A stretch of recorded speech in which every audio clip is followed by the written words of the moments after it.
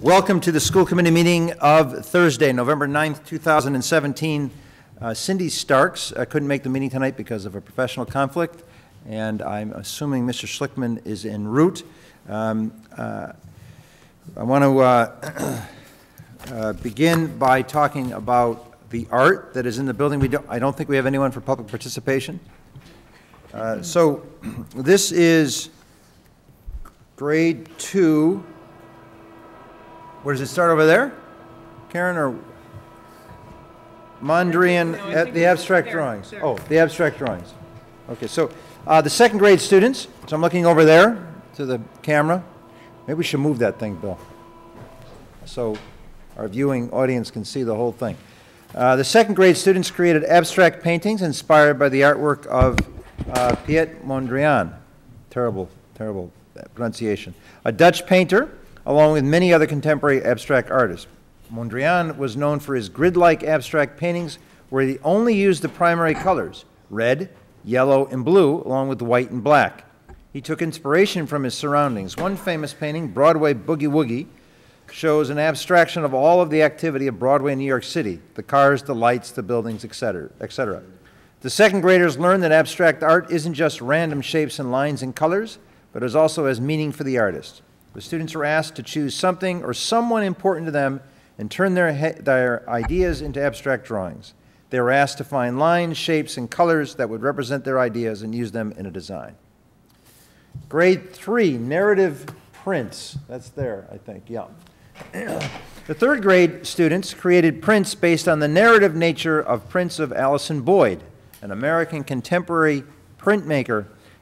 Narrative artwork is artwork that tells a story.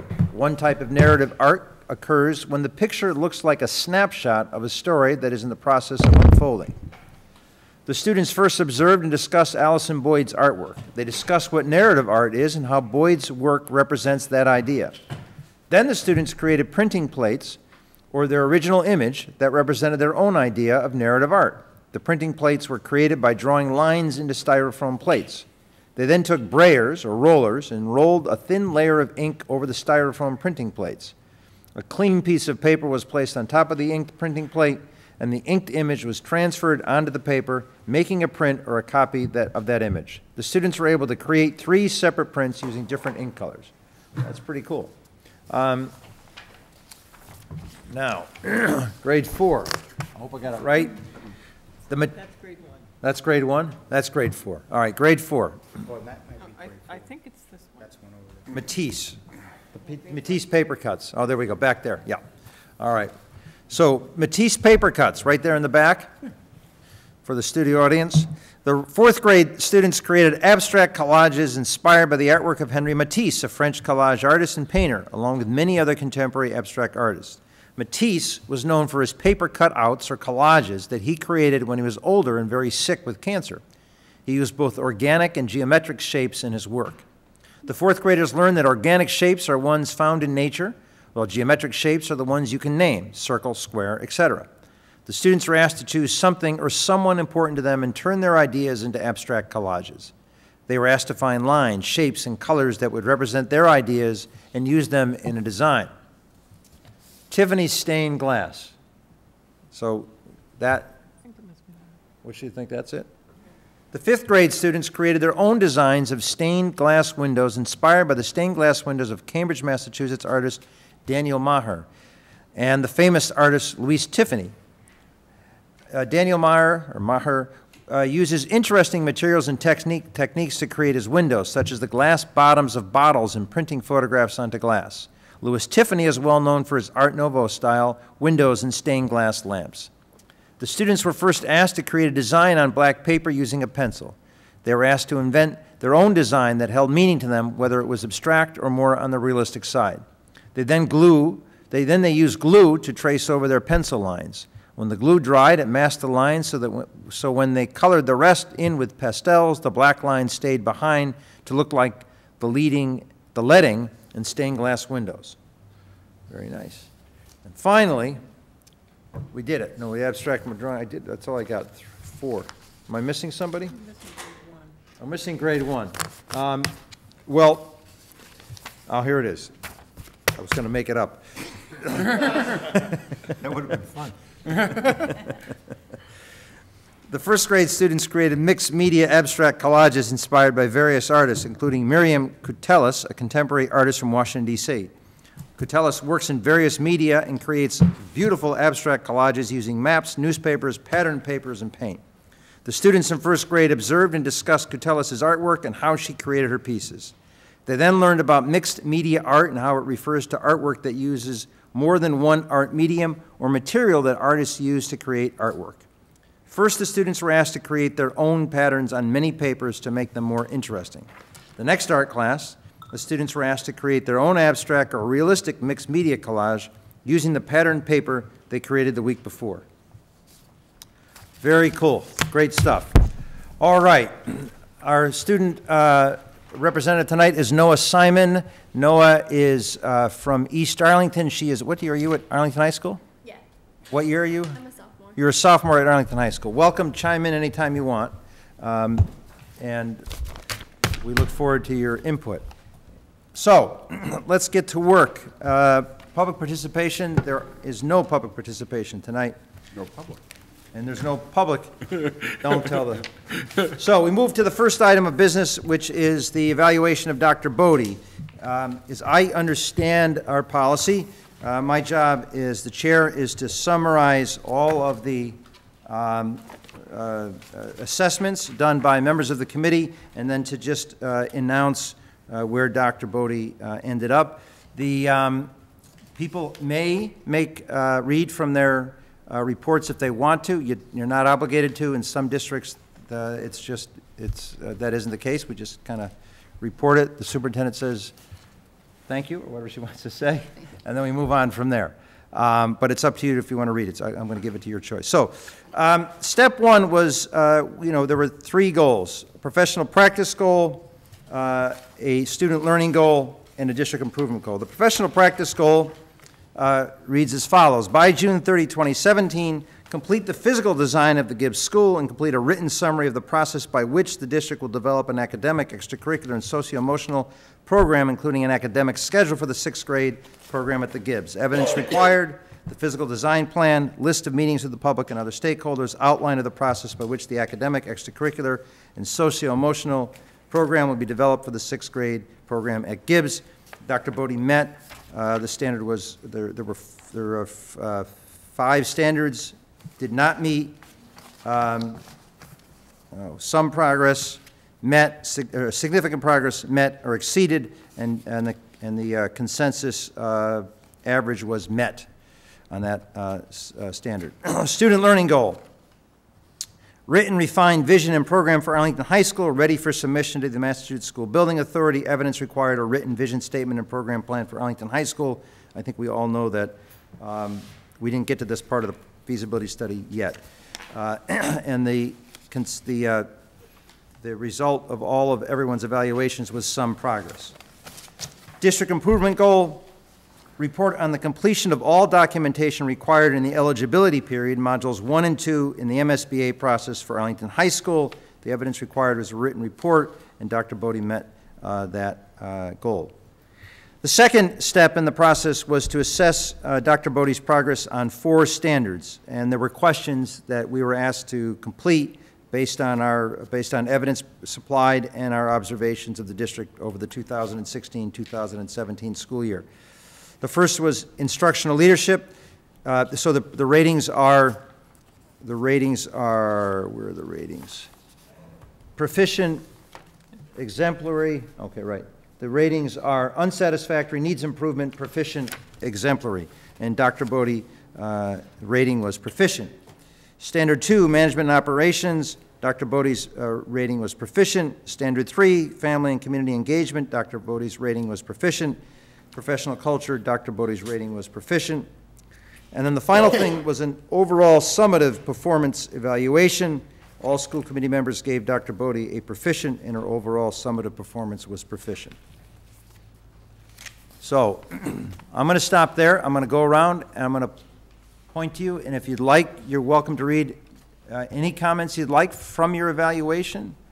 And if you don't want to, you don't have to. It's your choice. Dr. Carden. I'm not a doctor, really. I know. So, I guess I don't want to be the only one not reading, but I don't want to be the only one reading. So, Okay. What do people want to do? some other people are reading. I've just heard, so I will read. I will go ahead and read. You're going to read? Okay. I will then- read my comments. Yep. During the past year, the superintendent has continued to lead the district to another year of overall high performance. Much was accomplished. In particular, progress was made on a multitude of building projects. Important district leadership positions were filled with excellent candidates, and significant progress was made on the Safe and Supportive Schools initiative. The year, however, was not without some missteps. After informing the community that they would have input on the selection process for the new Gibbs principal, Dr. Bodie decided to select the only applicant without community input. While fully within her authority, this process raised concerns in the community and resulted in a letter of concern from all of the parent members of the Gibbs Advisory Committee. The State Coordinated Program Review, delivered in June, found a high number relative to other districts of issues with special education compliance. I have provided specific comments on the 3 district goals below. Overall, the superintendent made significant progress on these goals. The superintendent is proficient on 3 of the 4 performance standards, needing improvement on management and operations. As more fully noted below, I believe the superintendent needs to improve the use of management information systems, improve compliance with special education rules and regulations, and implement long-range planning and multi-year budgeting. And then I have comments on the specific goals, but I'm not going to read that part. Thank you, Len. Jennifer. So I basically pushed them all together, and I'm going to read about 90% of what I wrote. Just took out some of the more boring Great. parts. Superintendent continues to be a competent administrator of what has become an increasingly complex district. Given the challenges of multiple building projects, continued enrollment growth, a new MCAS test, leadership changes, as well as countless new initiatives, it is impressive that everything works as smoothly as it does. Furthermore, as evidenced by recent MCAS scores, the PISA test, and other such evaluations, we continue to be a high-functioning district that performs beyond the expectations that even our increased socioeconomic profile would suggest. That we do so despite having fewer resources than other similarly high-functioning suburban communities is especially laudatory. The superintendent excels at creating professional culture that fosters a shared commitment to high standards of service, teaching, and learning. It is clear that teachers feel valued and respected in our district, and that we offer multiple opportunities for teacher leadership and growth. Where I think the superintendent can improve is twofold. First, on transparency and communication. Often the public does not understand how, when, or on what basis decisions are being made. Better communication would help mitigate community anxiety. Second, on trusting stakeholder engagement. Engaging stakeholders such as teachers, administrators, parents, and the community in decisions making early on ensures greater success and buy-in. Too often this critical first step is bypassed or added later in response to outside pressure.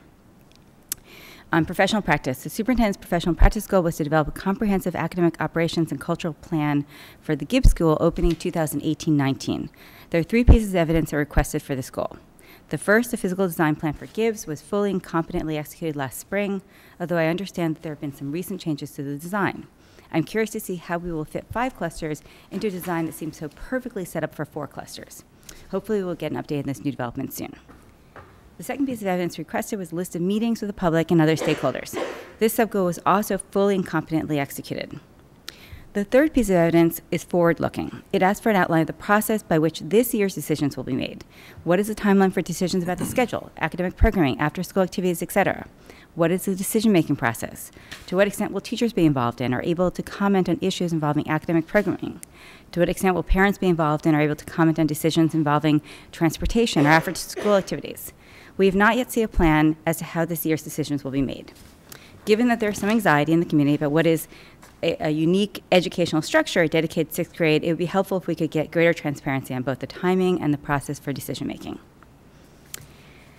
Student learning, I just sort of mentioned that the schedule is different, but the MSBA requires a longer schedule for the initial steps, and so we're not really at the state that we thought to be.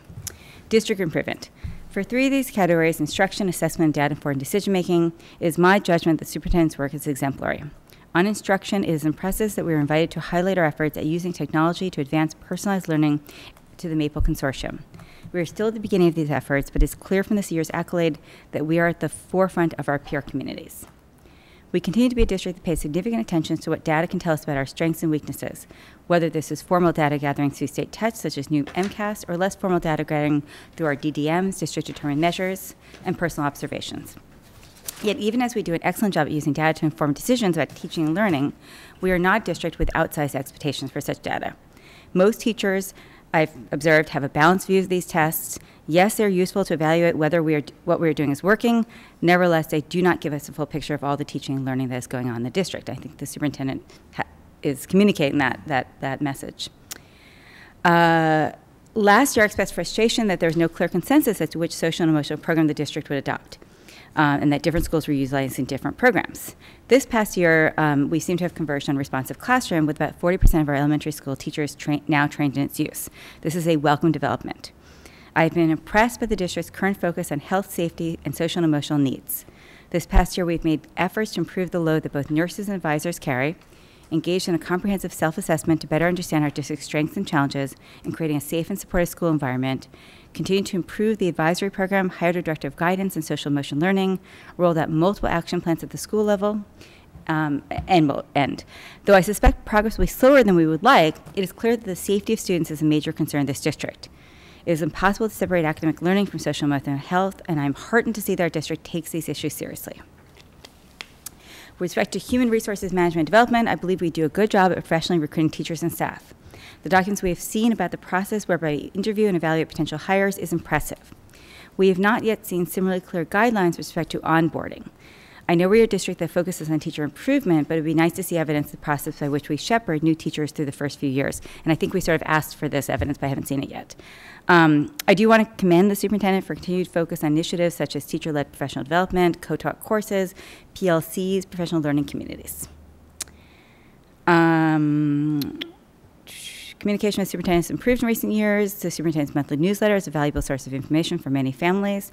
Furthermore, the superintendent has recently significantly improved the process whereby she captures and responds to emails, which I know is just a big problem, but I think we're getting a lot of improvement here. A note on process and stakeholder engagement. I was disappointed that during last year's search for Gibbs principal, the superintendent failed to set up an advisory committee or set up any initial meeting dates. Not having taken these basic first steps led to the unnecessary suspicion that the superintendent's intentions when it turned out there was only one applicant to the position. Such suspicion would have been allayed had the superintendent trusted the process and set up the search committee early on. After a slow start, it's clear that the superintendent made cultural competency training for the administrators a strong priority. I look forward to seeing the plan roll out to similar professional development for teachers during the 2018/17-18, 18-19 school year, as well as plans for including cultural competency professional learning in our new teacher induction program. The superintendent has created a professional culture that values and respects educators. Internal communication, to my knowledge, works well. However, communication to parents and the larger community can sometimes be awkward. The superintendent could do more to successfully engage stakeholders in the creation of shared educational vision.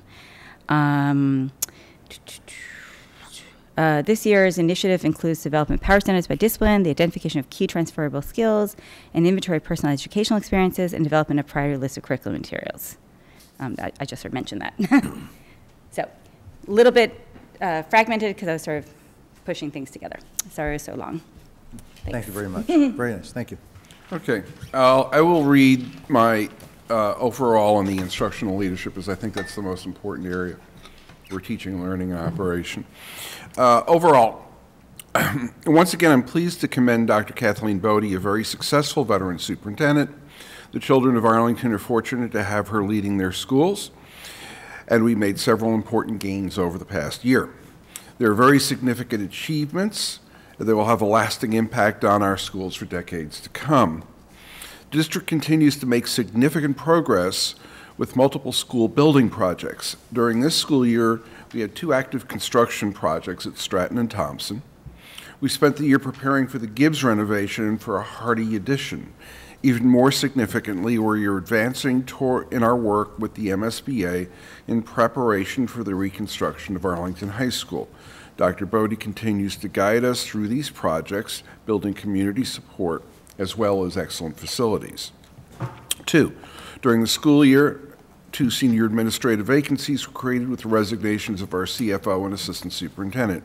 It was clear that Dr. Bodie was able to attract a pool of quality candidates for these positions, and we were successful in hiring 2 candidates.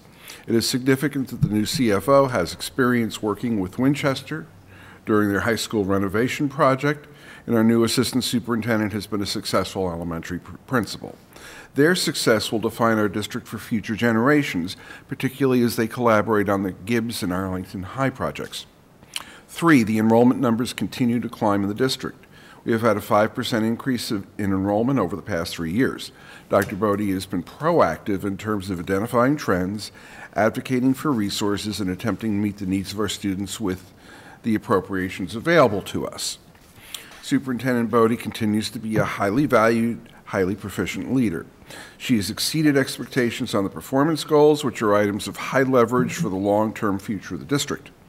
My focus on 2 areas for improvement in the standards ratings are not an indicator that the superintendent's work is less than proficient. I mark them as areas that should be a focus for professional improvement in 2018. As a district, we need to work to adjust our communication strategies to meet the needs of young parents and students in our system. We also need to coordinate meeting and event schedules so there are no conflicts between school committee meetings and major events. Neither are central to the core mission of teaching and learning, and the superintendent has been strategic in focusing her attention elsewhere. It is a credit to her outstanding work that these relatively minor areas are my focus for improvement during the next school year.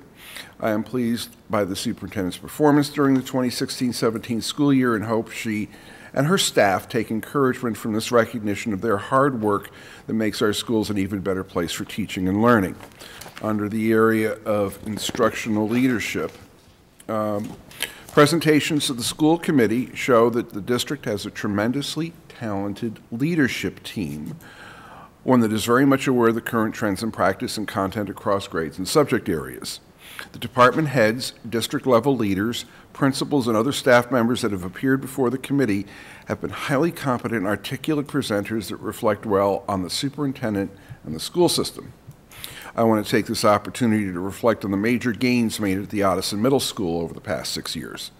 The school continues to be at or above the state average in growth on all content areas, at all grade levels. The Ottoson has become a school with a consistent track record of above-average growth and high student performance. As we enter the Ottoson's last year as a 6th through 8th grade school, I am confident that we will be able to spin off the 6th grade to the Gibbs and create 2 excellent schools for our children. Thank you. I've given the superintendent an overall rating of proficient and have noted that during the year she has been exemplary in some areas based on the goals that the committee agreed on. These goals are the district goals that all the staff are expected to be working on. All the teachers and other administrators below the superintendent in the Arlington school system are also required to work on and achieve specific SMART goals set by themselves and their evaluator. The intent is to help them grow and be the best they can. Since the Arlington School Committee adopted the Massachusetts Department of Elementary and Secondary Superintendent End-of-Cycle Summative Evaluation Report, I and other members of the committee have sought to have some specific SMART goals set for the superintendent. This has not happened, in my opinion. I have looked at evaluations of superintendents in surrounding districts, and they have goals similar to what we have, but all of them have specific SMART goals. It is because I don't feel the above ratings reflect how I perceive the superintendent I make the following statements. The superintendent should be commended for her diligence in attending subcommittee meetings and related town meetings. The superintendent should be commended in providing informative and detailed monthly newsletters to the public. The superintendent should be commended in her support of individual staff whenever they have personal needs. The superintendent should be commended regarding publicizing the achievements of students and staff. The superintendent needs to have all staff communicate to the school committee secretary 48 hours prior to school committee meetings with any documents to be presented at the school committee meetings so that members can be prepared in a timely manner. The superintendent needs to work on a proactive approach in communicating with parent groups so that she can anticipate issues prior to meetings and to engage parents in a manner that all parties work in a cooperative manner. Thank you. Thank you, Bill.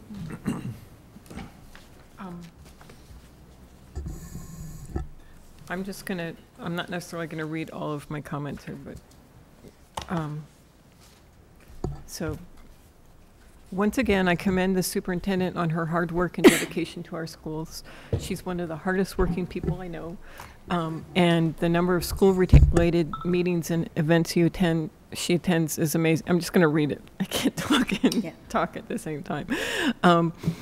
I also commend her again on her collaborative approach to working with our teachers and our unions. This fosters a climate of mutual respect, creating a motivating environment for our teachers and administrators, and thus helps our students.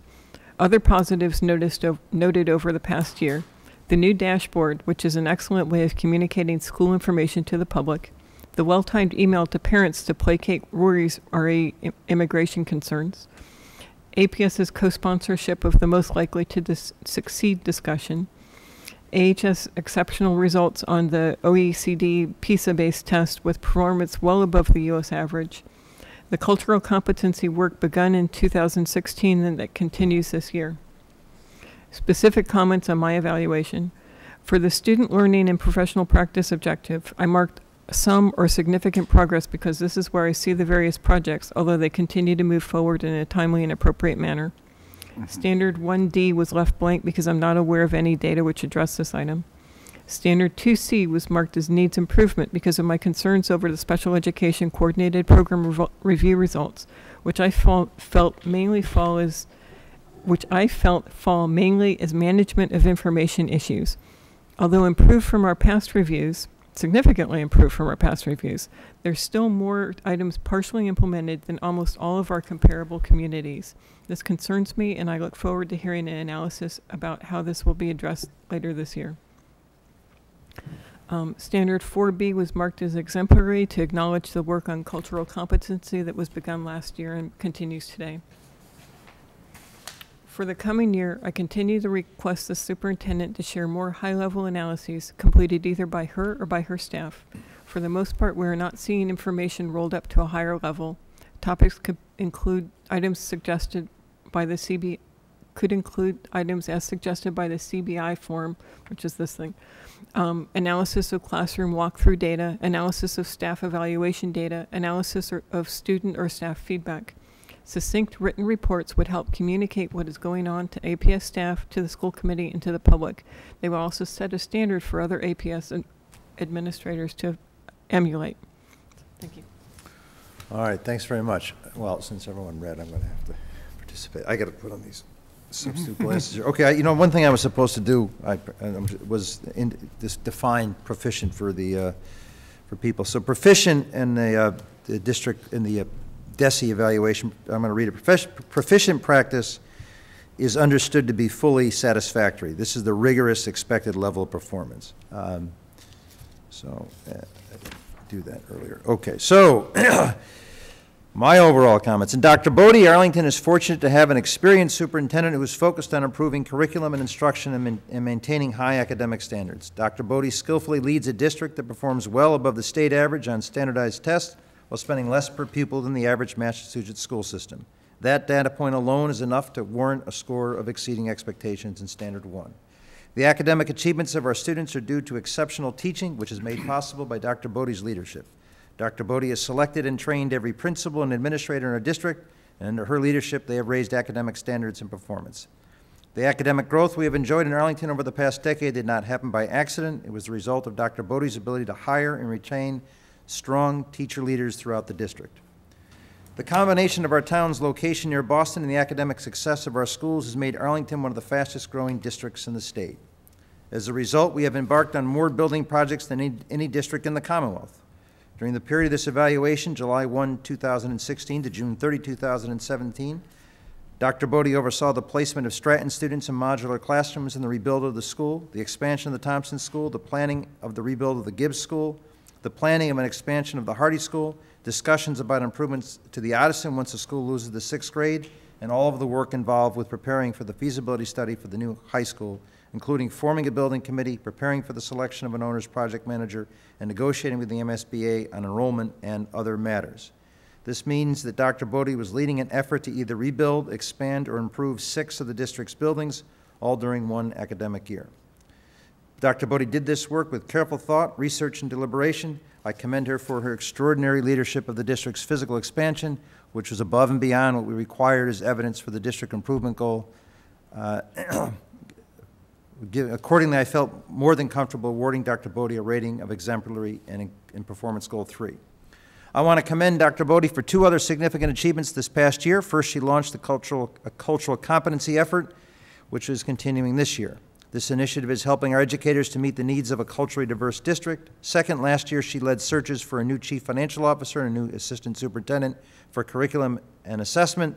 That's almost half of her leadership team that sits at this table, and she has chosen 2 talented people to fill those roles. Given where we are in the MSBA feasibility study process, the district did not complete the educational vision and program for Arlington High School, but we all know that the superintendent and her team are thinking through these issues as we embark on the study. If we had agreed to any other piece of evidence for the student learning goal, the superintendent would have met or exceeded expectations, given the success of the district this past year. The professional practice goal involved the design and plan for the new Gibbs School. One thing that we did not receive in FY17 was an outline of the process by which the academic, curricular, and extra and socio-emotional program will be developed for the 6th grade program at the Gibbs. This may have got lost because of other work that was taking place, and I realize we have a new principal starting at the Gibbs.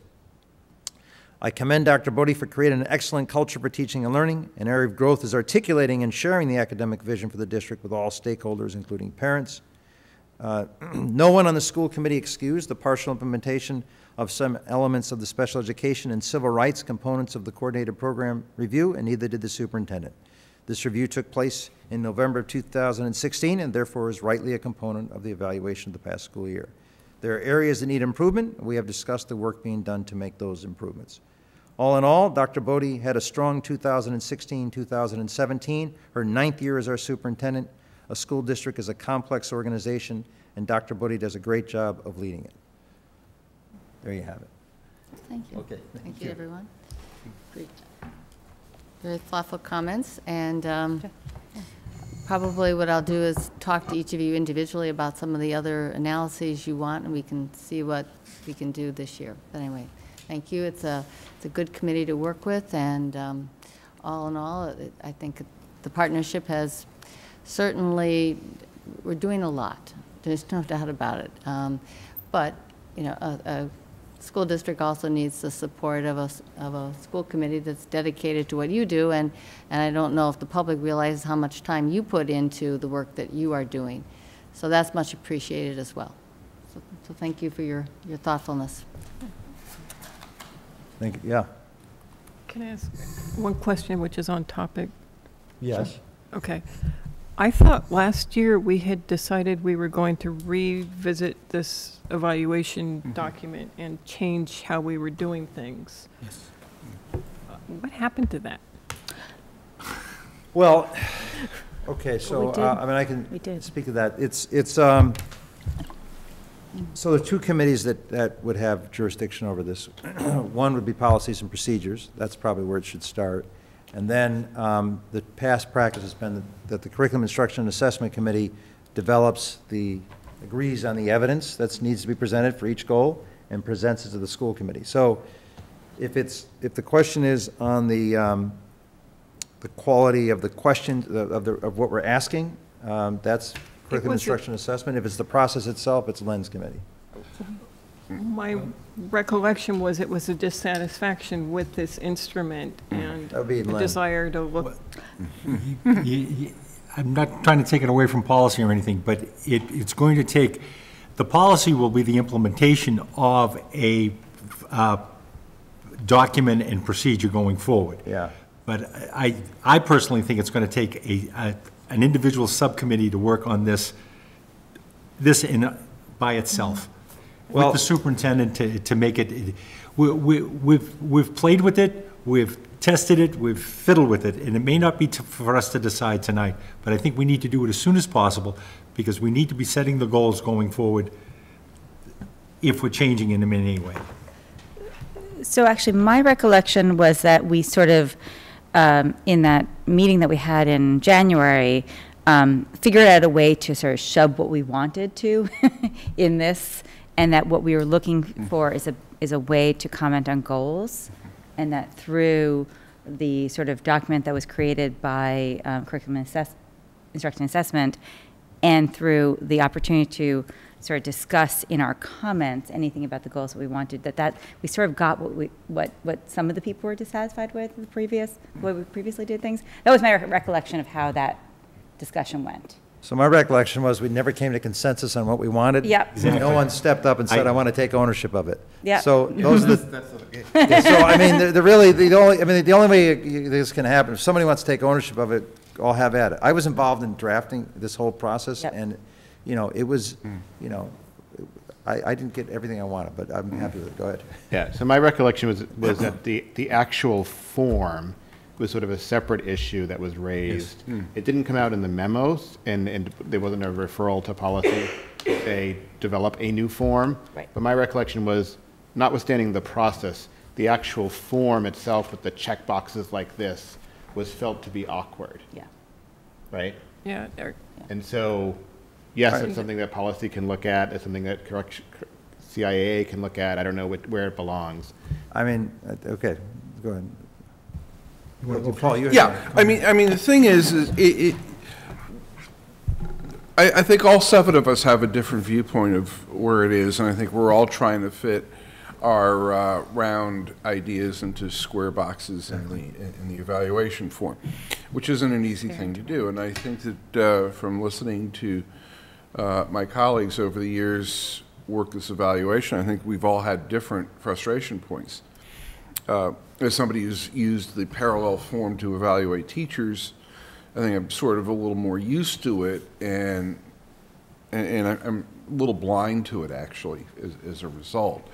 But I think that if we're actually going to make any changes to the form and the structure of the way we present the standards and the achievement, I think that's something we should hash out in a retreat, because no matter how we divide this as a subcommittee, we're going to come out with something that other folks on the committee wouldn't be satisfied with.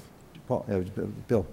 I agree with exactly what Paul's saying. I think the possibility of having a retreat, I think part of it is less the form than what is to be evaluated or how to be evaluated. That's my perspective. I may be the only one going there, and then develop a form around that. And I think the retreat, that was the intent of the retreat last time, and we need. Who's on this policy and procedures? It's Len, the 3 of you. Yeah, so that's, 3 pretty smart people that could Yeah, you know what lead the process if you want. I mean, We're all smart here. yeah, I know, but I mean. Thank you, Lynn. So we could try to organize a time for a retreat to get everyone's opinion. Another option is that at a policies and procedures subcommittee meeting, you can put on the agenda discussion of the evaluation instrument and see what the 3 of you talk about and see what comes up. Because if there's, it's a perfectly reasonable thing to put on an agenda of a subcommittee meeting. Yeah. I have to say, from an outside observer, I'm not on that committee, it looks like Policies and Procedures has a lot on its plate right now. Yeah. So I Okay. wonder if Well, maybe not only Kirkland that, could do it. for them to put it on, report back, we're now probably into January, because we've got the budget hanging over our head and things of that nature, and a decision made probably in February. We're almost halfway through the evaluation cycle. Once again, we're playing catch-up. Yeah. So I think, although a retreat is an additional meeting, I personally think we get a lot more out of a retreat when that's the only thing, one particular topic we're focused on. Okay, we'll try to find a date for a retreat then. Get you, Paul? Yeah, the other thing I want to say is that I don't feel a particular sense of urgency, because I think what we're communicating is that we have a proficient superintendent who's doing well, and we're working around the edges at a couple of things that are the next steps to being even better. So this is a good to great kind of evaluation. So we're not in a box where we're struggling with this. We're in a good place, which is why I think that we haven't made major changes. We've been successful at communicating where we are with the superintendent on these evals. So I'm very much in favor of the retreat if we can come up with a way that we can do this in a manner that's consistent for us, communicates well to the superintendent, is something we'd want to keep going into the future. Okay, 2 things. One, the reason that I've said in the past that I think we need to change the evaluation format is that I don't feel this properly captures things that then can be that would then be changed the next year. I don't, I feel like our old evaluation form did a better job of capturing that information. And I still find it cumbersome and just not hitting things. I would rather that we talk about it, and even though we have stuff, I think we're moving okay with the policy review. I would rather talk about it in policy and see what we can come up with, and then see if we think we need a retreat beyond that, and then go from there. But that's, I'm not the chair of policy. No, that's fine with me. Okay, so we're gonna do that. We'll talk about it in policy. You guys when's your next meeting?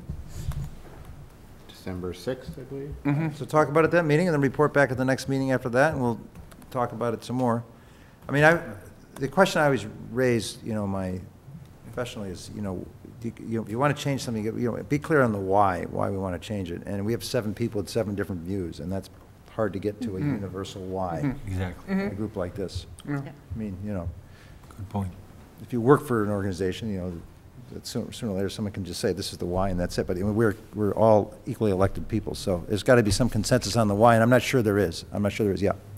And just to throw my 2 cents about the why, but I've been able to force it into the system is that I just like a better opportunity to comment on the goals. Yep. And so, but I've been able to sort of fit that into this Yeah. awkward So form. I- For me personally, but that's my sort of Yeah.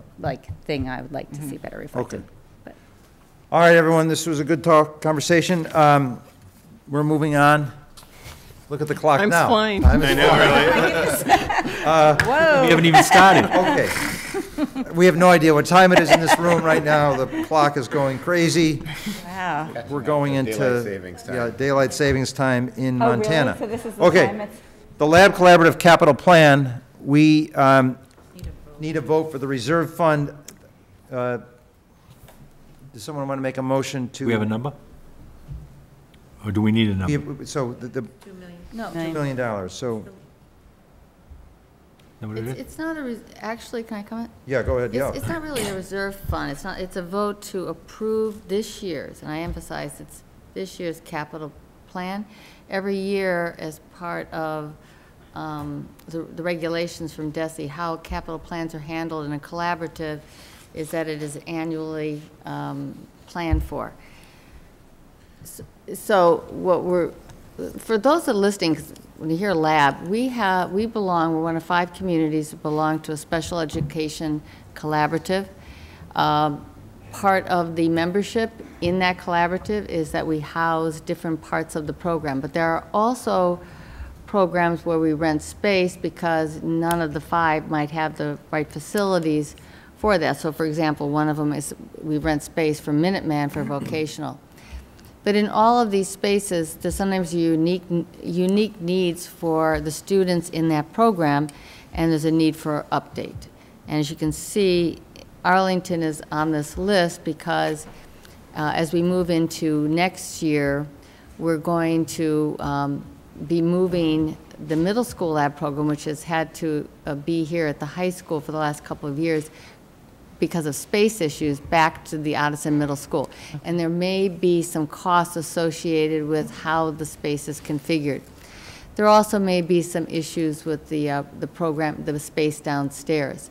So there's a lot of planning that's going to be going on. And one of the programs at Lexington High School, where they do a lot more vocational that requires kitchen use, and we also were doing some of it here as well. They need some updating. So every year, the board of directors for the program are the 5 superintendents, and we figure out what is necessary. But part of the new regulations requires that the school committee from each one of the districts approve the plan for that year. And so next year, we'll bring another plan back to you as we go forward. Bill? Looking at the document that you presented to us, it has a monetary figure. Is that out of their budget, or are we appropriating additional to what we put into it? This is out of the lab budget. Thank you. And one of the reasons we're actually doing this is that under new regulations, there's only so much cash that you can hold on a rotating yearly basis. And so, actually, there was a lot of confluence of things. We actually needed to start developing some capital plans. So the money that's not used this year will roll into a new capital plan, which will come to you in each of the years out. There will also be, down the road, there'll be some other information about the capital plans in terms of an agreement about, you know, how long the space will be used once you invest in these particular upgrades. That actually that last bit gets to my concern about this. I mean, if we have to vote, I'm assuming I'm actually supposed to read it and think about it and stuff. I don't like just being a rubber stamp, and I felt like the information that was given to us was kind of lacking, especially with regard to, for example, the Lexington High School, which I know is in need of renovation or rebuild just like Arlington, but is much further down the line. It's $400,000 is a lot of money to put into something if you don't know when it's going to be rebuilt, and this has no information about that. I reached out to a Lexington school committee member who's telling me that it's looking, you know, like 10 years down the line, so it makes sense. But I feel like we could be given more of a background of, you know, the expected length. You know, we expect to be able to use this space for this long. Right. You know, if you want us actually voting, not just rubber stamping. It's Well, I can ask the director, the executive director, to provide that for the committee. There was in fact, we had a lab board meeting this morning. There was a lot of discussion about the issue of just that in terms of the length of time that this would be used. And so we're working out with our attorney a lot of those issues in terms of, well, what if it's only, we're thinking about it for 10 years, but only gets used 8 years? Well, how does that work in terms of the district paying a portion of the cost? So there's a lot of issues to work forward. But the Department of, I should tell you this, the Department of Education has already approved this plan. It has to be submitted for approval there. I should have said that. So a lot of thought went into this. It may not be completely expended this year. I'm not sure that it will be, but if the project, if it was, that's what it would cost. And we might have to take the money back and, you know, have the plan go forward another year. right. I'm not questioning that. I'm just saying that we're given this to approve, and it doesn't have enough material inside of it to give us the information that we needed to approve it. I mean, to doing due diligence. Well, I put it in, I think we put it in last week. It would be helpful to get the questions ahead of time so I could maybe give that more to you. And in fact, what you could do is, if you wanted to send me the questions, I'll get more information for you. The Lexington High School was my main question. I was able to answer that outside. I'm just saying, for future capital things, I think it should have something about, some information about the space is rented. We have a lease agreement for 10 years, and so we feel this, you know, if we're doing, I feel like if I'm asked to vote on it, I'm going to do due diligence, and these are questions that come to mind, even if all we're doing is voting on it. Right. Thank you. Our participation in voting in this is a result of what happened 6 years ago and the new state laws on accountability on collaboratives. Am I correct? Correct. So prior to that, school committees just brought the money into this. Thank you. So feedback I'd like to send back is that capital plans, ideally, it'd be great to see a multi-year sort of plan.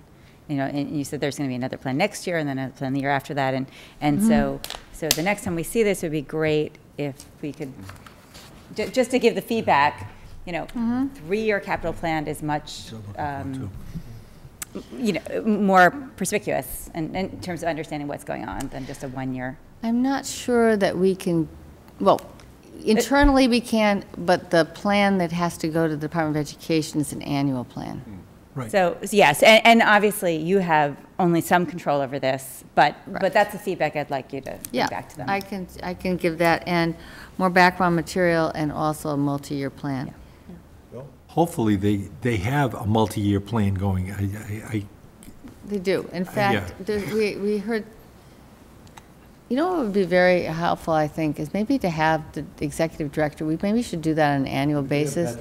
Yeah, to come and talk about, because we actually, there's some really great things that have happened just in the last month that is going to be perhaps going to change how much is spent on this, because there's a house that's become available in Lexington that's actually owned by an organization that provides respite care for special education students that over the age of 22. Perhaps we should have more time spent on this, but right now we're moving forward with this, and if we do, it may not be necessary to spend all this money at Lexington High, because it's right down the street from Lexington High School. So, but I just learned that today. All right, so, you know, tonight was the night we're going to take a vote on this. Yeah, Len. I was going to make the motion if you want. Motion by, I move approval of the Lab Collaborative Capital Plan. Second. second. Any more discussion on the topic? All those in favor say aye. Aye. All opposed? Any abstentions? The motion carries unanimously, Thank 6-0. Okay. Okay, thank you. We are now on to the superintendent's report. All right, well, as usual, we have building updates, but I'd like to reverse it because want to talk about our November 1st Professional Day. As some of you alluded to in your comments, we actually, as a district, the administrators in this district have been working together over the last couple of years in improving, expanding our own awareness and cultural competencies through, we've had book reading groups, we've had outside speakers, we've had facilitated professional development.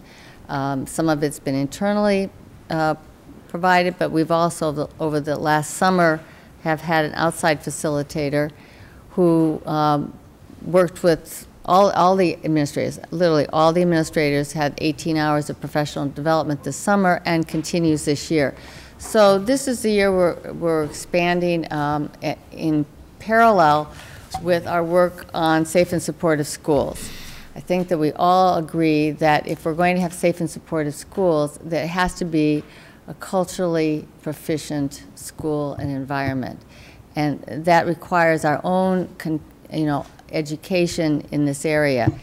And this work that we were doing on Professional Day is not a one-off. It's work that sort of launched it, but I don't see that this is something that's going to be a goal this year and not continue. It's the work in this area of creating safe and supportive learning environments in our schools is going to be a long-term goal and endeavor. And as well as we work on all of the academics that our students excel at. So Rod McNeil, I want to give him a lot of credit. There's a lot to go into a professional development day as he learned as we went through the process together. There's so many details to make sure that everyone has a good experience that day. And we had an exceptional speaker come in that was recommended by a couple of administrators in our district who had heard him, Dr. Anthony Muhammad. And so what I'd like you to hear today is a little bit about what our teachers and staff, in fact, as we were going to say, the entire district was invited. We had people from every department. Our food service workers were there, and you were there, weren't you? Yes, yes.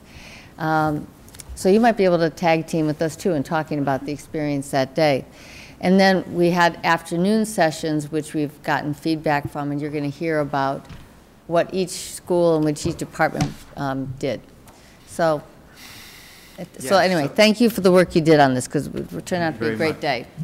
So it was Thad Deeman and Julie Dunn who heard Dr. Anthony Muhammad speak last year at Leslie College, and they brought that information back to Dr. Lord Chesson, my predecessor, and she immediately had the foresight to contract him to come in and lead us in professional development this past November 1st. So along with that, to go with this morning message, I worked with other district leadership in order to plan afternoon breakout sessions. So part of the, on November 1st, it was an all-day professional development for the entire Arlington school staff, as Dr. Bodie alluded to. Secretaries, bus drivers, food service workers, everyone was invited to participate in the morning message, as well as other activities throughout the day.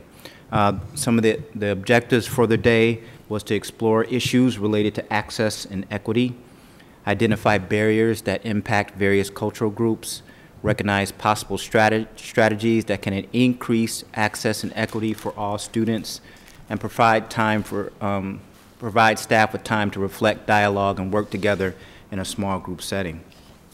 As we mentioned, we had Dr. Anthony Muhammad, who is actually someone I worked with when I was in Southfield, Michigan. He was a middle school principal at one of the schools in our district, and I was an assistant principal at a K-8 school in the district. He's recognized as one of the field's leading experts in the areas of, advance the slide, in the areas of school culture and professional learning communities. He's the author of many different best-selling books. One of the ones that was a focus of his presentation was Overcoming the Achievement Gap Trap, Liberating Mindsets to Affect Change. So what I did in order to go over some of the major points of his presentation is I excerpted some of his slides from his presentation and included them in mine. So this next slide is from his actual PowerPoint presentation that he presented during the day, during that morning of November 1st. And he warned us. He said that the material in his PowerPoint is designed to be provocative, force discomfort, and have cognitive dissonance. And he also indicated that it's going to be difficult for people who are overly sensitive. And he came up with a word that he actually, through his research, that he came across, and offensive. So those are individuals who are overly sensitive and easily offended. Because when we talk about race and equity, it is an emotional subject, and it does strike people personally and professionally. He went over the responsibility of public school districts and the rights that children have to have their talents and their knowledge cultivated so they can have success, and that we need to adhere to our charge in our belief that all children can learn and become educated. Through that process, he challenged us. He used a quote from Nelson Mandela, and which is something that usually is at the heart of any type of society that has a group of people who are underserved. And this quote, and I'll read it verbatim: "The world's problems begin with the belief that some human lives are more valuable than others," and we see that played out in society. But he also challenged us to think of our practices and have us reflect on groups of students who are within our school district who have been traditionally underserved. So he had us do a reflection during this process. And he indicated that a system of meritocracy is that type of system that values one group of students over another based upon their talents, their ability to achieve, and that these students are actually, in a traditional setting, are identified at a very early age. Some of the components or some of the strategies in this traditional system that favors certain groups over others through grading practices, academic tracking, norm reference testing, school accountability ratings, merit pay and evaluation. So he challenged us to review our policies and procedures to assess our level of equity for serving all of our students. On the opposite end of meritocracy, there's the system of egalitarianism, which is, something that, is going to adopt a philosophy that all students or all groups of people are treated equally, and that it is, in that particular system that any type of barriers or inequalities are removed. And that, research over, various schools that are, highly effective, these school districts that, such as Arlington, that, we are charged with taking, overcoming student backgrounds, such as socioeconomic levels, disabilities. We're to go beyond that and be able to find ways and to meet the needs of all students so everyone can be successful. And he indicated that a large part of this comes from a product of our thinking, so it's a mindset that we must have in order to make sure that this happens. Some of the mindsets that have continued to value others comes from his book, Overcoming the Achievement Gap Trap, where he talks about an investment in a group of people having more of an access and equity than others. And components of this superiority mindset include paternalism, which is needs of one group of people to feel superior over others, competition, how we take the different groups and we pit them against each other, and standard bearing, the belief that we can only do it one way, or there's a construct or perspective that it must be done this certain way and that there's no other way of doing things.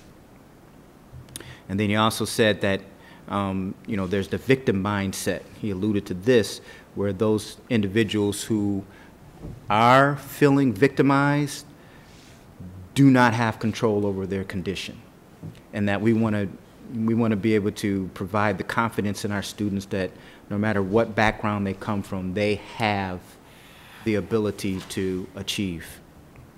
So we want to have a liberation mindset, which means that we want to make sure that all students are held, all their needs are met, despite their backgrounds or whatever social constructs they come from, whether it be cultural, race, any type of disability that any of our students may have.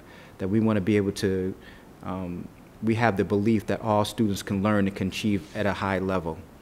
And so I selected this slide as well to be able to visually represent the different mindsets. Where we look at equality, sometimes people have the vision that everybody should get equal amounts of everything, no matter what the needs. But then in the first picture, we see this will be the result of it. And then we have the equity, where we are able to meet the needs of people, each different groups of students, and so everyone can see the ball field.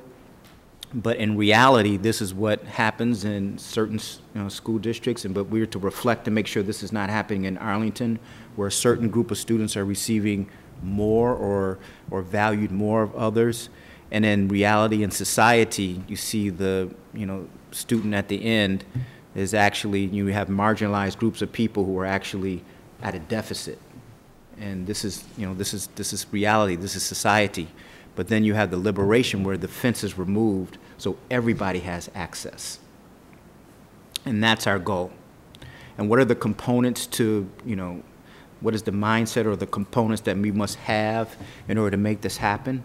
We have to have a belief in equality, that the human potential is not tied to race, gender, economic status, home language, national origin, or disability. That we have a responsibility that we must own the success of all of our students, no matter what background they come from, and that we must challenge ourselves to continue to improve our practice so that we're able to meet the needs of all of our students, and that we must also have advocacy. So we must, advocate for the community to support our efforts, and so that they can make sure that we have the resources so we can have an egalitarian system of providing instruction. So that was pretty much, you know, the main components of this morning message. And then in the afternoon, different groups had breakout sessions. Elementary staff went back to their buildings. And here's a list of the different activities that, you know, elementary staff participated in. Just to highlight a couple, you know, at Brackett, we had a facilitator from the Anti-Defamation League come in and lead work around implicit bias. We had Manuel Fernandez come in. He is the principal of a school in a neighboring district who has done a very good job of implementing cultural competency practices.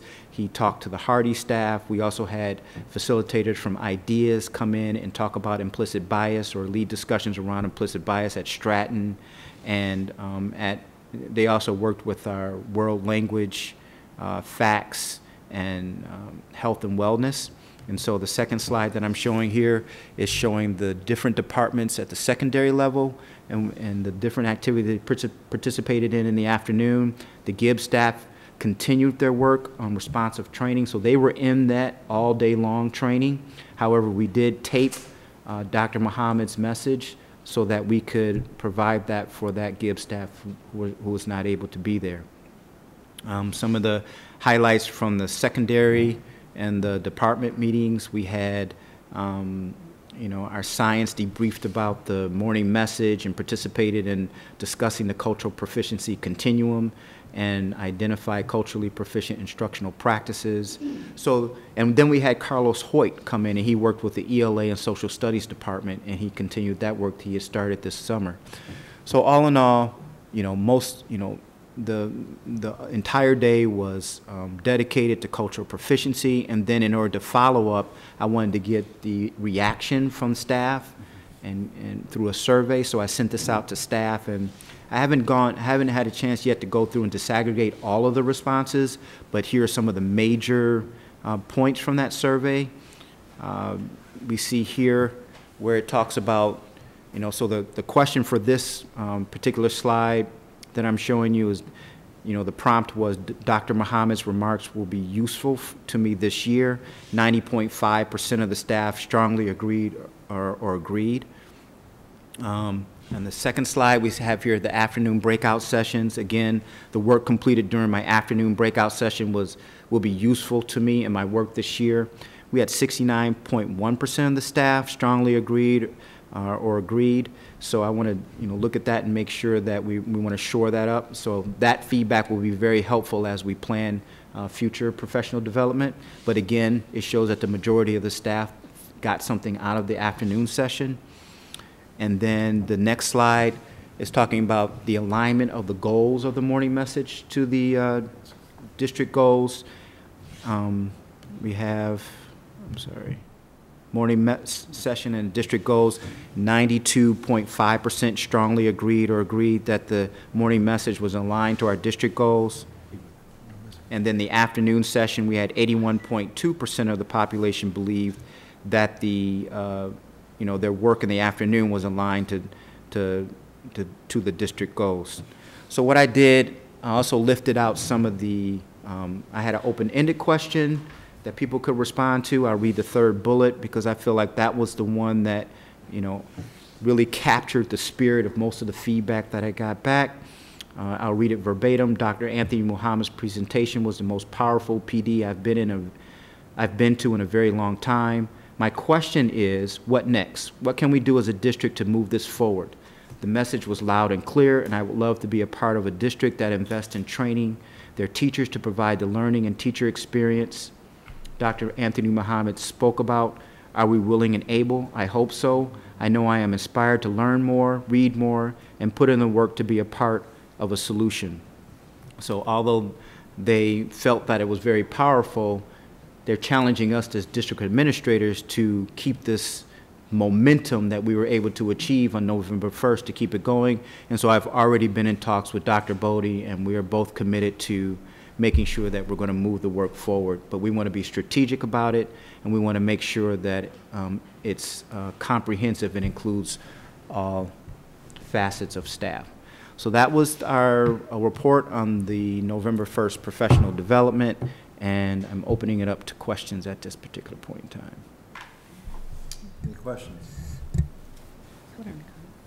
No, I was wondering. I just wanted to state, thank you very much for this. It was an excellent report, and I'm sorry I didn't get a chance to attend. Thank you. Yeah. So I did get a chance to attend, and I thought it was excellent. I took notes on my phone because when I came in, it was so crowded. I was just standing up in the back, and it was packed. The things, so there was so much, it's still, I'm still kind of processing. Appropriately didn't go to any of the afternoon sessions, so I just saw the talk. So I didn't have a chance to kind of debrief or stuff, so I'm just still chewing through it in my mind. One of the things that stuck out was the idea that the Western European is not the only norms for behavior, where what he pointed out is that in cultures which have a high predominance, he was talking about the Catholic Church, but I think he means kind of a lot of Christian churches, that the social interaction there is someone stands up in front, they talk, you're quiet, you sit still and stuff. And he talked about how in other cultures that can be a very different sort of interaction, and that sort of interaction may translate into the classroom and look disruptive where it's just a different thing. And I thought that was really an interesting point.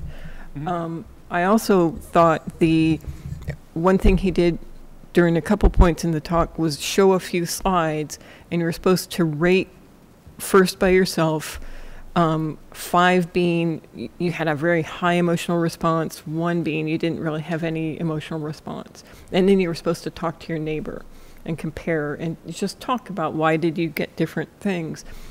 And I did that, and I don't want to pull out the person. We had different ratings on some of the pictures, but what was most interesting was talking to her, understanding why we had different ratings. Sometimes when she rated low, she hadn't noticed a little thing which I felt showed, why this was really an offensive subject. And so it wasn't that she felt that she was being racist, it was that she just didn't even pick up on the problem that was in it. And then another one, I rated something low, and she felt that it was very high. And it was more our mindsets about, I was thinking more about the concept of the picture, and she was thinking about the actual content of the picture. And so it was interesting just to realize how you can maybe if you just see the ratings, you might make assumptions, but the assumptions can be wrong, because if you dig deeper into why they have, why they feel the way they do, you can find out, oh, well, actually it wasn't meant the way it seemed. Then the other thing was just, he had a long list of books, and I wonder if there's any way that we could get a list with the titles and the authors of all the books that he named, because I was trying to write them down, but I don't think I got them all. And there was just a lot of good things I'd like to look into. So it was really excellent. If you can convey that to him too, I really enjoyed it. Well, I did share the PowerPoint with the entire district, and I can share that with school committee as well. Excellent. Yes. Great. Yeah, Jennifer. So I recently had an opportunity to be at a Bishop PTO meeting, and this was discussed by the teacher who was the liaison, who was glowing with excitement. She was really excited about this, and the parents were wondering if they could see the PowerPoint, and I'm not sure if that makes sense, but I mean, but if this is something that people don't mind sharing, it'd be great to put it on maybe the website and let parents know, because I think it's something that people are interested in. And I'll talk to Dr. Bodie about that, because some of the slides Maybe I don't know if you would get the same Sure, absolutely. experience absolutely. without having the facilitator being there. So, or maybe there's an article or something Right. that could be valuable to parents. That maybe a short, maybe the slides aren't. we'll figure the right out thing. how to Yeah, make sure yeah, that yeah. we get this out to the But I public. think one of the things I think parents are saying is that they're really excited that teachers, administrators are learning about this and getting messages, but they want to know, how do they talk to their kids, or what are, what can they do in the home to support what teachers and administrators are doing. So I think something, so maybe the deck isn't the right way to do that, but some resource that parents could Absolutely. access would be great. Bill. I don't know whether it's you or Laura or Kathy that should be commended, but as a former elementary teacher, the date timing of this PD was phenomenal. If Thank understand- you. The day after Halloween, Well, for a classroom teacher. I have to give some credit to last year's 5th grade at Brackett, who sent me a letter. And I think I did at the time, we were talking about the calendar, that they said it would be much better for teachers if we weren't in school on the 1st.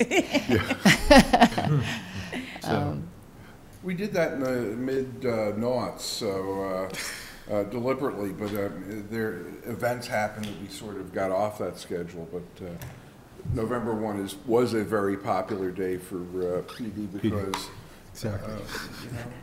Well, it is a good, Well, we can't do it on elections, like next year, it will have to be an election day. That's an agreement we have with the town hall, and it's just a safety issue. yeah. all right. The next item is, thank you very much, Brad. That was a Thank you. great presentation. Yes, and I will. I'm going to go on to the next things, which are more of the building updates. Yeah. If we could put, yeah. Well, I think the biggest news is where we are in the high school project right now. We now have a signed agreement with HMFH to move forward with the design, the feasibility study. The feasibility study will begin now. Not that a lot hasn't been already done to think through this, but it will, the feasibility part will go to about August, and then the schematic designs will take another 6 months. So the timeline, as we're looking at this project, we would be looking at perhaps an override vote in the late spring, June time of 19. And then it takes 1 year for construction drawings, maybe less. And then, so that would be probably the following summer. But maybe some staging things could happen before then. So that is a broad timeline on this. And the reason why normally there might be less time for feasibility, more time for schematics, HMFH felt that this project is so complex that we needed to be able to look at it very carefully. And so the MSBA, and I'm going to show you their PowerPoint in a second, since we're going to put this out publicly for people to see. Their thought, MSBA requires in a feasibility study that you look at the possibility of new, completely, renovated, completely, or renovated addition. And so you look at all of the possibilities that could exist around there. New will be a little bit of a stretch as we look at this, but we still have to do it as part of the process. So when we were at MSBA, we had 2 finalists, actually we had 3 finalists, but one decided not to move forward in the process. They do a 30-minute presentation to the representatives from Arlington, which town manager or his designee, the chair of the building committee, turns out the chair of the school committee as well, and then the superintendent. And they gave a 30-minute presentation, a lot of discussion, and it was quite a morning as we finally got to the point where HMFH was the chosen firm. So anyway, we asked them to come to the building committee meeting this last Tuesday, and Mr. Thielman and I were there, and we're going to talk about this together, and Dr. Allison Ampe, because she's also on the committee. And I just wanted to show you some of the slides here. Whoops, I can go back. You know, their expertise, as we knew, even looking at their projects, is they deal with complex phase projects in tight urban areas, and they do a lot about educational planning and design, matching the construction to the design, and this is the part that's really important for any community. You want to be able, at the end of the day, to have a successful project.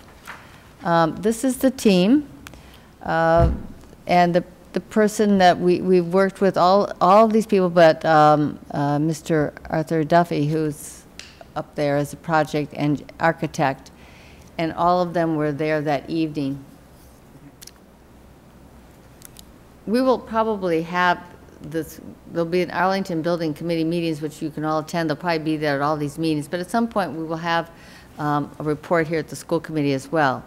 So basically, this is just showing the workload and who's going to be doing what. They talked about, I'm sorry, this is not aligned very well. It's a PDF. Yeah. They talked about one of the projects that is very similar to Arlington High School, which was Cambridge Rindge and Latin. That was not an MSBA project, but it nonetheless had elements of the same thing. So they will work very carefully with us over the years in being certainly making sure that the design fits our programming needs. But they're also very sensitive to the operational issues around it so that it's the least disruptive as it could possibly be. And I have to say, and calling references that they've worked with, they're very good at that. And they'll try to do as much summer work as possible.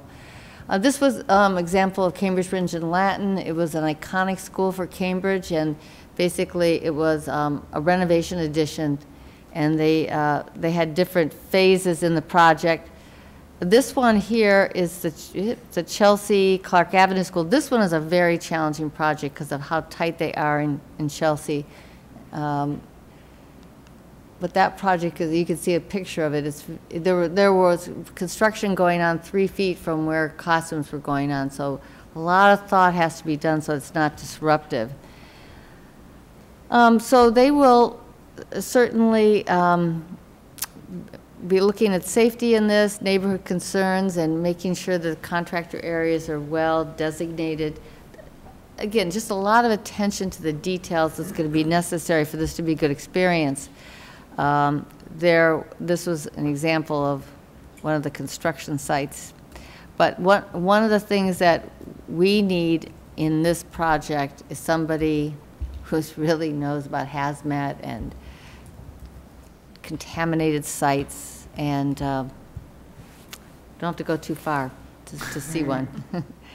So this one here is talking about the work they do to get to a net zero building, and that's one of our goals. We're not going to probably entirely achieve it. I'm not sure the technology is entirely there at this point to do it, but they get very, very close, and that is a goal. And we have members of the building committee who have a strong interest in this, so there'll be a lot of thought about this. This was some examples of some spaces they created to bring light in, to make it a very good learning environment for students. They were just giving us some samples. They talked about in their presentation at the very beginning, all the complexity of, move students out, do a phase here, move the students back, move this phase, just to give an idea of that they think this through very carefully. I don't think we have those slides here, but, and then of course, there's the iconic front of the building, how we're gonna, maintain that, if that becomes what, through the feasibility study is a highly desirable. Also, this is one of the only open spaces on Mass Ave. How do we protect that? Last night, a permanent town building, wasn't it interesting? There's a Presentation on. Actually, as a neighbor of Dr. Seuss's, who looking at the trees in town, and we'll certainly want to pull them into this project a little bit because they know so much about the trees in terms of how you plant and what you want to keep. So again, they will look at flexibility is key. You don't want to lock yourself into what you're doing now, because in 20 years you may be doing something different. So the ability to think ahead and to have an agile classroom is going to be important in this process. Here are some other examples. This, I believe, was a makerspace that they had in the one building. Then how do you encourage, in terms of the design, interdisciplinary connections.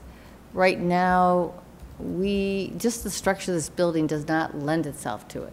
And so how would you lend itself? And I think that's one of the things that will be one of the challenges as we go forward.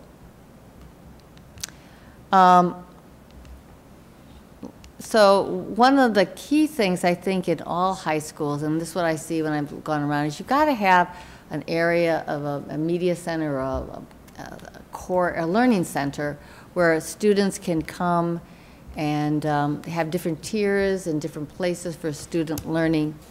And I think one of the things we've seen at the innovation centers in Cambridge is that you also have to prepare spaces for small group work that are highly visible, but at the same time have some element of, like here's an example of one, whether this is what we would do.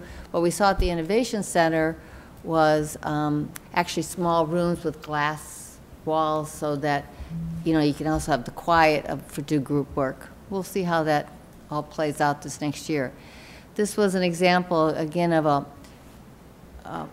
one of the things that seems common in many, many schools today is that you have your cafeteria, but it has so many more functions to it than just being a cafeteria. It's a place where small group works. This is, you know, people are hanging out. And I can tell you from just even Winchester High School, one of the unintendeds that they didn't expect is that kids are hanging out after school, talking at tables, doing work together, which was not happening at all before, because they have something very similar to this.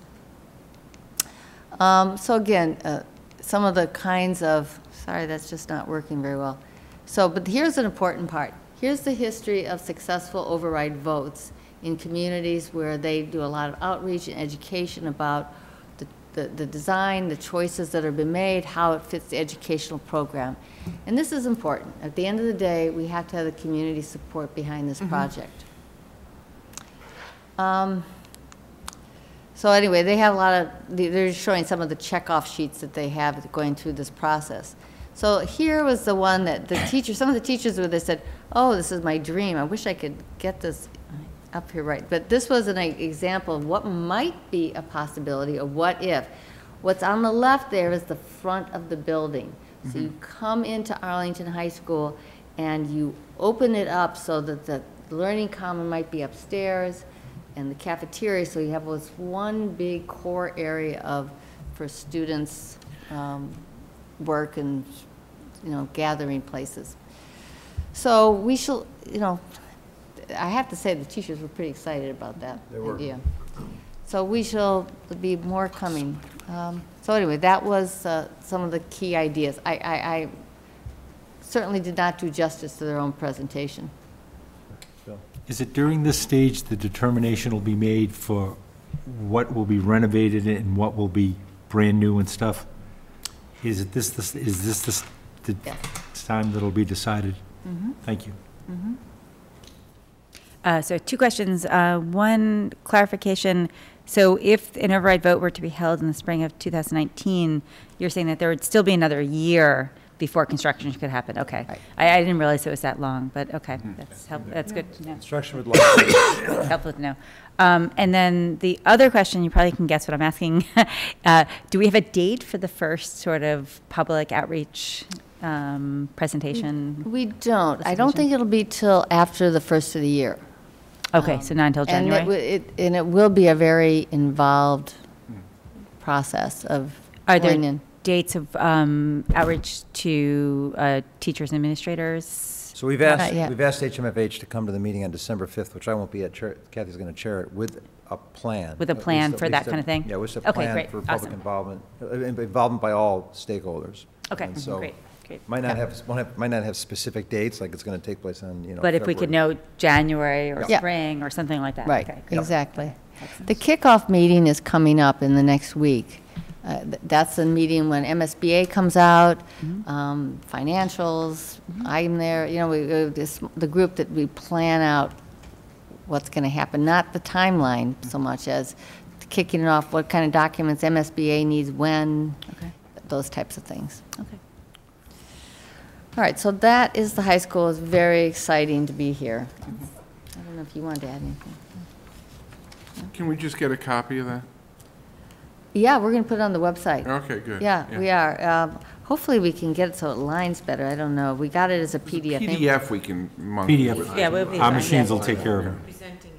Yeah. It's a It's just presentation. a presentation issue. Well, it'll be on the high school website. So that is one thing we might want to say to people is that we have the high school project website. Why don't you talk about it and also signing up? Yeah, so we have, I mean, the high school website continues to exist. We've had it for a few months now. The address is ahsbuilding.org. On it, you can sign up for a bulletin, which is coming every 2 to 4 weeks on an as-needed basis. We've sent out our first one last week. It captures highlights, so you don't have to keep reading. So you don't have to keep going to the website and checking for new things. It'll tell you what else is out there. The website has a number of sections. I don't have it up here in front of me, but there's news, which is updates. There's a blog where we're explaining articles in depth about things that people would be interested in. If you want to find out what a designer does, you can go there. That's our first blog entry. The blog is called Ponderings. That's what you're going to want to look for. There are all the documents. There's a place that we are sticking everything. So you'll be able to go and just keep digging through all the documents like the RFPs and things like that. And there is information about how to contact the building committee. I think those are most of There's the bios, everybody. Oh, yeah, that's coming. That's not there that's yet. not there yet, but it's coming. Coming, yeah. Okay, let me just give an update on all the other buildings real quickly.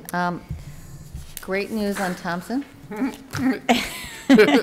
We have a TOC, a temporary occupation certificate, which means that we can start moving in there and getting it done. So tomorrow, our own custodians are going to go in and clean. Great. They should have everything out of those rooms, but the furniture and be ready to go. We'll then start having a staggered process over the next couple weeks. Oh, actually, it's not even a couple weeks, it's weeks. The goal, we've told the contractor this, is to be occupying the rooms on November 20th. That's the goal. Excellent. Long Definite, time. maybe, hopefully, it's going to happen. There was compliments by OPM to Karen Donato, who has Yes. just been magnificent through this whole thing. It's just, I'm not sure, keeping the school together, positive, keeping all the organizations. She's done a magnificent job on this, and very grateful to her for that work. Stratton, we were going to have today the ribbon cutting, and we had decided a couple weeks ago to involve students in it, and so have it during the school day, but unfortunately there was a tragic death of a parent yesterday, and so we just felt it'd be better to postpone it. I don't have another date yet.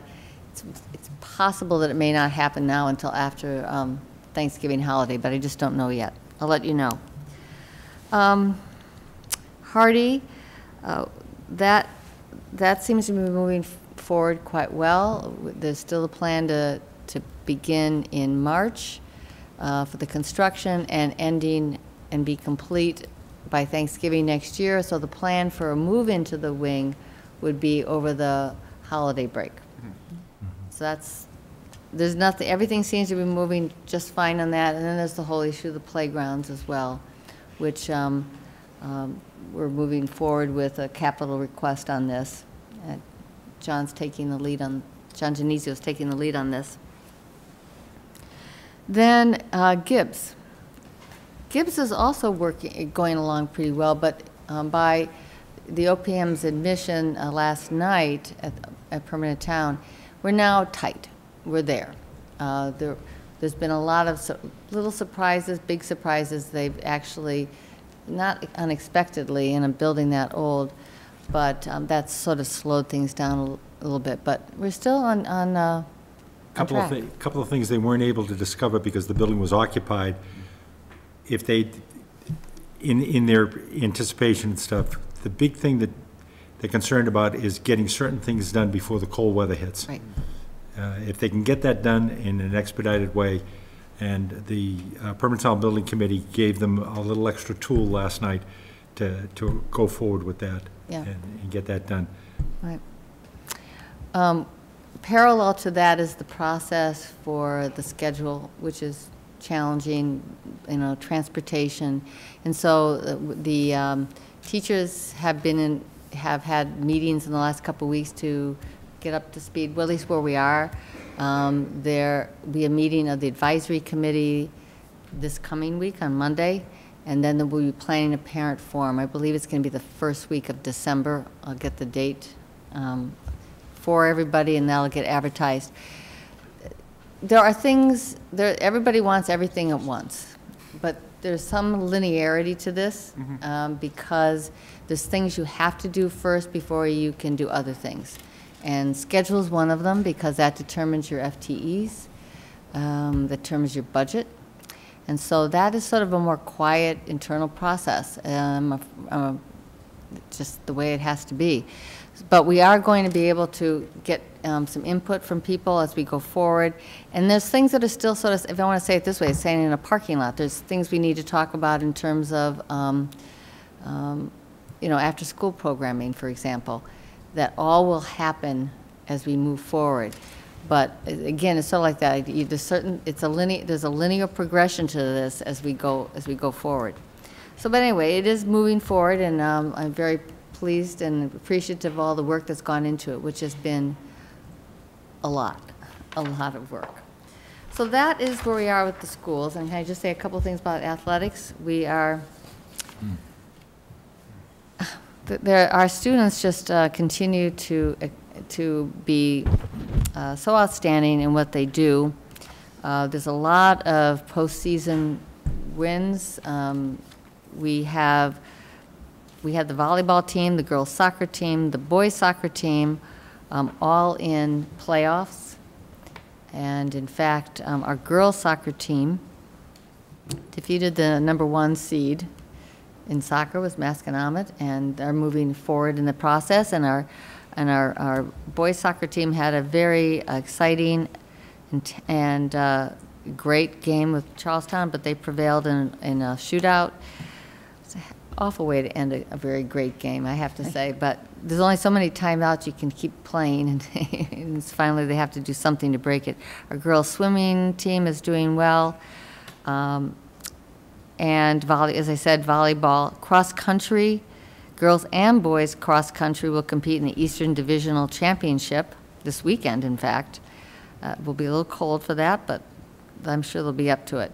And also the individual state championship. So we have had a lot of success, and I just congratulate them on their great effort, their determination, and wish them well in the playoffs. Thank you, Brett. You got a question, Lily? Oh, so just a question. I think people do understand that in Gibbs that certain decisions have to be made first and then next one. Just if we can get a sense of the timing of this decision's made around February, this decision's made Yep. just so if we can if we could get a sense of that for both the school committee and the public, that would be great.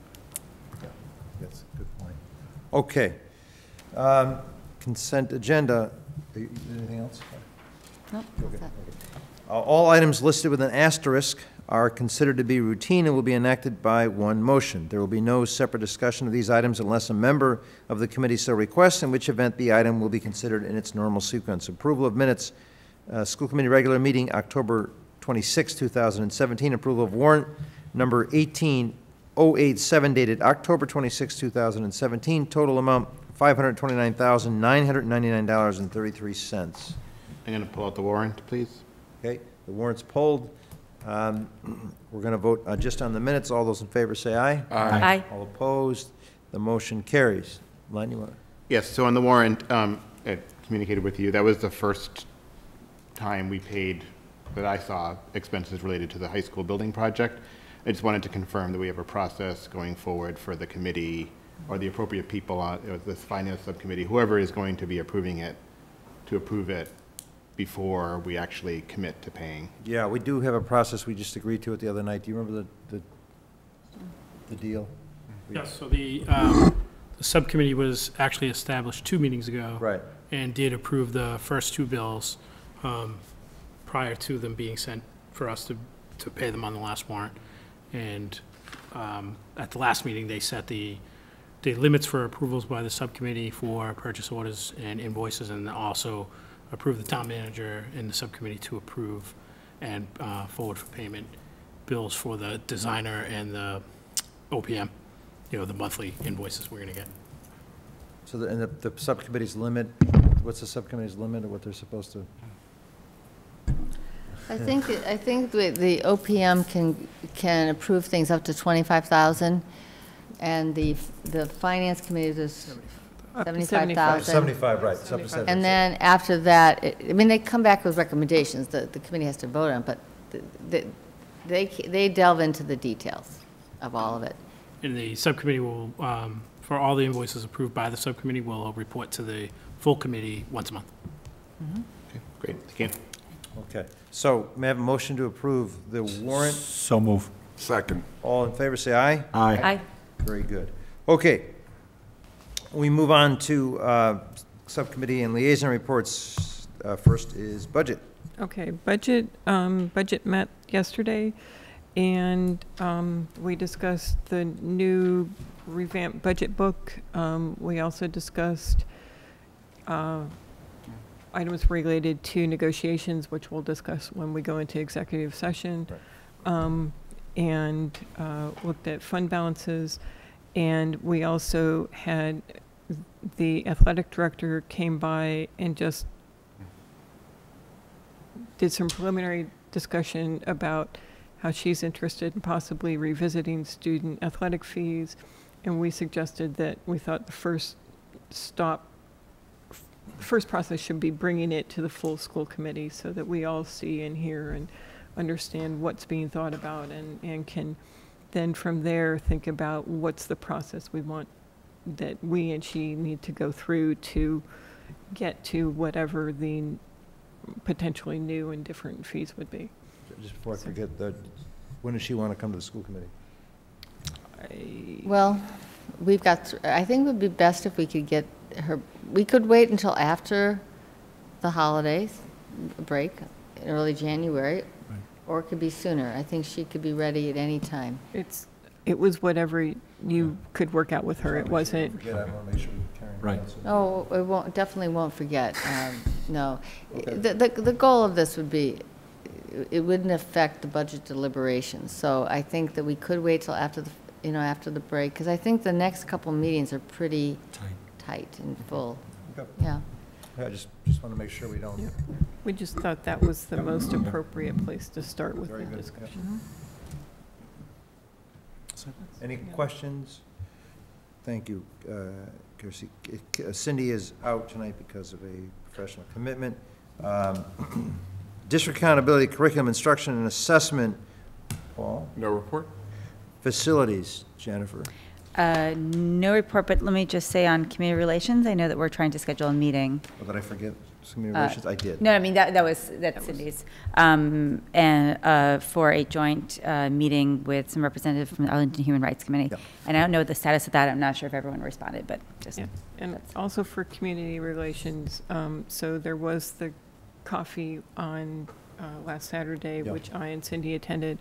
We were the only people there. However, I heard from other parents in how I announced the meeting, and their concerns that they brought to us were concerns about the availability of advanced materials for students beyond just the regular classroom level, and the concern about continuing ACE at the 6th grade level, so at the Gibbs. And also a question about how well we're doing differentiation in the classroom for, again, they were thinking more for advanced students, and whether that has any implications about the student-teacher ratios that we should be looking at. And so I felt it was kind of in the context of the coffee, so I'm bringing it as a coffee thing, and I'll write it up and give it to Cindy's. Thank you very much. Policies and procedures, Len? Yes, we finally had our first meeting of the year with Mike Gilbert from MASC.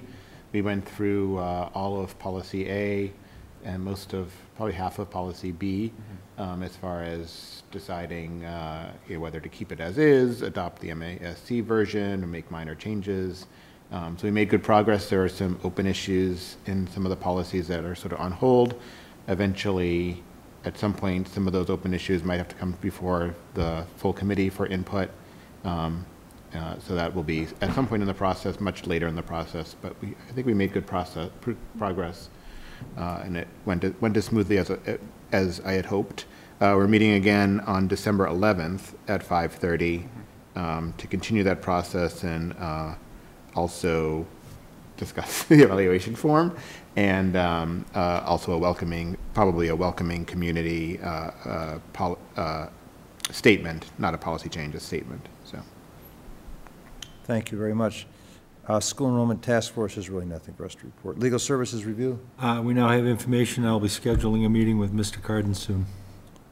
The Building Committee we've talked about. The Gibbs Committee, Cindy's not here. Warrant? Signed it, everyone got paid. Good. Liaison reports, yes.